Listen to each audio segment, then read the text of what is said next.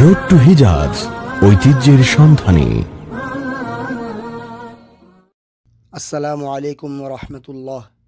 দর্শক, আজকে আমরা ইসলামের গুরুত্বপূর্ণ একটি মসজিদ পরিদর্শন করব, যে মসজিদের নাম হচ্ছে মসজিদে উম্মুল মুমিনিন আয়েশা রাদিয়াল্লাহু তাআলা আনহা। পবিত্র মক্কা নগরী থেকে 6 কিলোমিটার উত্তরে মদিনার দিকে আল হিজরা অথবা তানঈম নামক এলাকায় এই মসজিদের অবস্থান। দর্শক, আপনারা যে মসজিদ দেখতে পাচ্ছেন, এটি হচ্ছে সেই ঐতিহাসিক আয়েশা রাদিয়াল্লাহু তাআলা আনহা মসজিদ। হারামের সীমানার মধ্যে এটি মক্কা থেকে সর্বাধিক নিকটতম মসজিদ, নিকটতম স্থান যেখান থেকে উমরা পালন করা যায়। যদিও এখান থেকে উমরা পালনের ব্যাপারে শেখ আব্দুল আজিজ বিন বাজ, সালেহ আল উসাইমিন, শেখ আলবানী, আল্লামা ইবনুল কাইয়ুম প্রমুখ দ্বিমত পোষণ করে থাকেন। আমি এখন আপনাদেরকে এই মসজিদের বিভিন্ন দিকের সাথে পরিচয় করিয়ে দিব ইনশাআল্লাহ। আপনারা এখন যে দিকটি দেখতে পাচ্ছেন, এটি হচ্ছে ইমাম সাহেবের দাঁড়ানোর স্থান, অর্থাৎ মেহরাবের দিক। এবং এই পাশে আপনারা মাঠ দেখতে পাচ্ছেন, খেজুর গাছ দেখতে পাচ্ছেন। এখানে চাইলে আপনি হাঁটাহাঁটি করতে পারবেন, বিশ্রাম গ্রহণ করতে পারবেন। এবং সামনে বাচ্চাদের খেলাধুলার জন্য, বিনোদনের জন্য দোলনার ব্যবস্থা করা হয়েছে। দূরে আপনারা দেখতে পাচ্ছেন এই মসজিদের শৌচাগার এবং গোসলখানা। আপনারা ধৈর্য সহকারে না কেটে পুরো ভিডিওটি দেখবেন, আপনাদের প্রতি আমি অনুরোধ জানাচ্ছি। এখানে লেখা আছে মেন্স টয়লেট, অর্থাৎ পুরুষদের শৌচাগার। এখানে একমাত্র পুরুষরা প্রবেশ করতে পারবেন। বাম পাশে মহিলাদের আলাদা শৌচাগারের ব্যবস্থা রয়েছে। দর্শক মণ্ডলী, দুপাশে দেখতে পাচ্ছেন বাথরুম এবং গোসলখানা। এর ভিতরে আপনারা গোসল করতে পারবেন। আমি একটি বাথরুমের ভিতরে গোসলের কি ব্যবস্থা রয়েছে আপনাদেরকে জিনিসটা আমি দেখানোর চেষ্টা করব। আপনারা পানির ঝর্ণা দেখতে পাচ্ছেন এবং উপরে কাপড় টাঙানোর জন্য অ্যাঙ্গেল, নিচে সাবান রাখার জন্য তাক দেখতে পাচ্ছেন। এখানে আপনারা সুন্দরভাবে গোসল করতে পারবেন।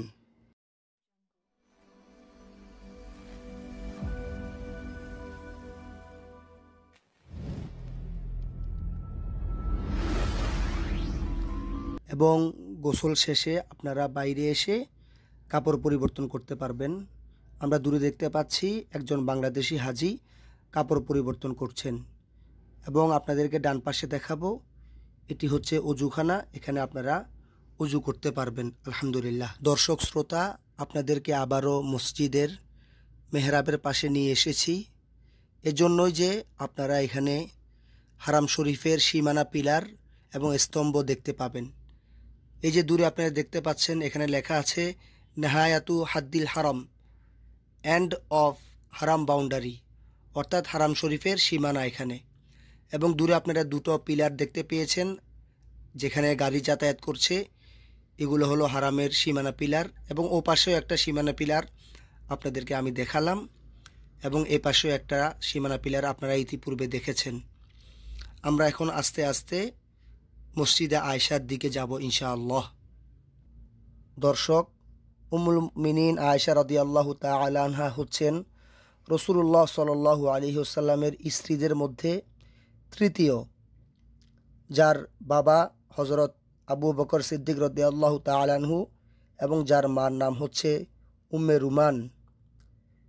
হযরত আয়েশা রাদিয়াল্লাহু তাআলা আনহা রাসূলুল্লাহ সাল্লাল্লাহু আলাইহি ওয়াসাল্লামের স্ত্রীদের মধ্যে সবচেয়ে স্মৃতিশক্তির অধিকারী এবং বুদ্ধিমতী ছিলেন। ওনার ইসলামিক পাণ্ডিত্য এবং মাসালা মাসাইলের গভীরতা সম্পর্কে প্রবীণ সাহাবী আবু মুসা আশআরী রাদিয়াল্লাহু তাআলা আনহু বলেন যে, আমরা সাহাবারা যখন কোনো মাসালাতে আটকে যেতাম, তার সমাধানের জন্য আমরা আয়েশা রাদিয়াল্লাহু তাআলা আনহার শরণাপন্ন হতাম। সুবহানাল্লাহ।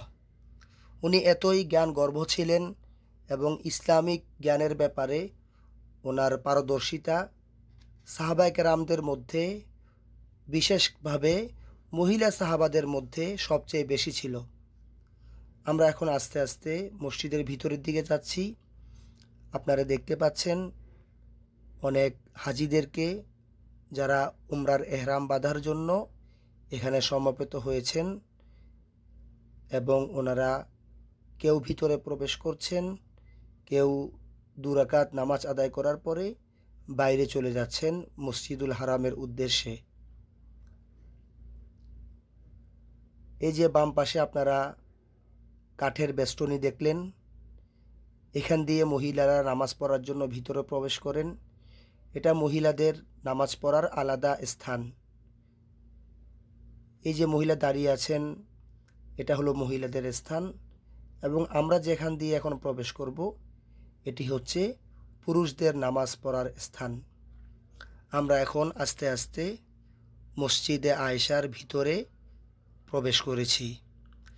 আপনারা দেখছেন মুসল্লিরা এহরামের 2 রাকাত সুন্নত নামাজ আদায় করতেছেন।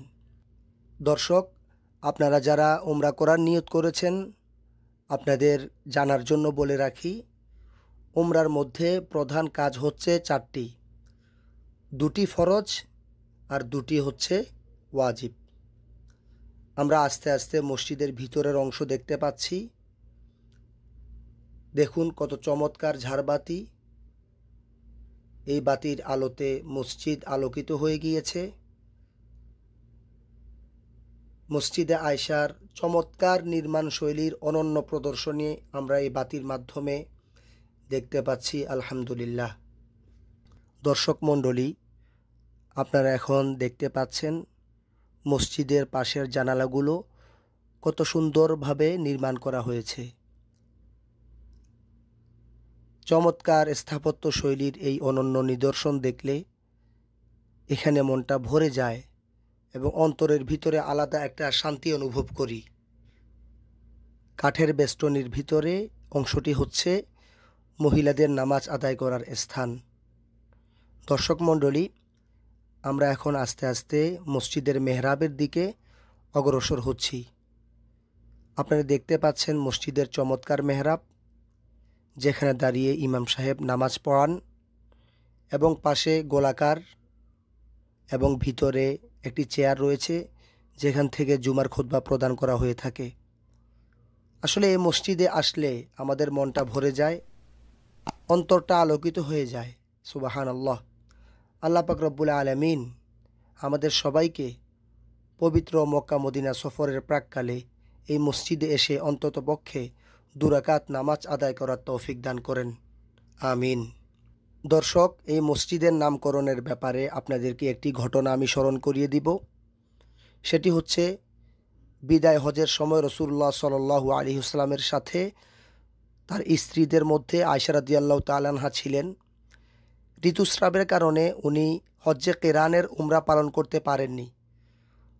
পরবর্তীতে মিনা থেকে ফিরে যাওয়ার সময় তিনি নবীজিকে বললেন, সবাই তো হজ এবং উমরার নেকি নিয়ে যাচ্ছে, আর আমি শুধুমাত্র হজের নেকি নিয়ে ফিরব। উনি ক্রন্দন করছিলেন। তখন রাসূলুল্লাহ সাল্লাল্লাহু আলাইহি ওয়াসাল্লাম আম্মা জান আয়েশা রাদিয়াল্লাহু তাআলা আনহাকে তার আপন ভাই আব্দুর রহমান ইবনে আবু বকর রাদিয়াল্লাহু আনহুমার সাথে উমরার এহরাম বাঁধার জন্য হারাম শরীফ থেকে সর্বাধিক নিকটবর্তী স্থান তানঈম নামক এলাকায় পাঠিয়েছিলেন, যেখান থেকে এহরাম বেঁধে তিনি উমরা পালন করেন।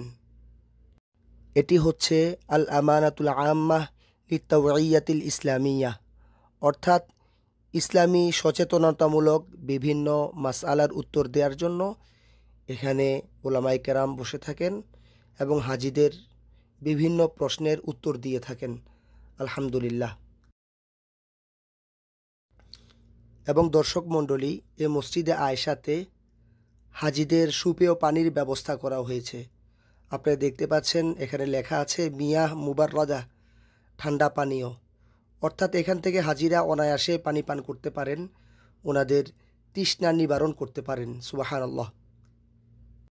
এবং আপনারা বাম পাশে দেখতে পাচ্ছেন হাজিদেরকে মক্কায় ফিরিয়ে নেওয়ার জন্য বাস অপেক্ষা করছে।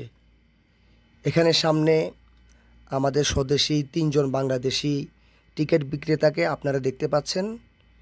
আপনারা চাইলেই 3 রিয়ালের বিনিময়ে ওনাদের থেকে টিকিট সংগ্রহ করে এই বাসে করে অনায়াসেই মক্কা ফিরে যেতে পারবেন। পাশাপাশি আপনি চাইলে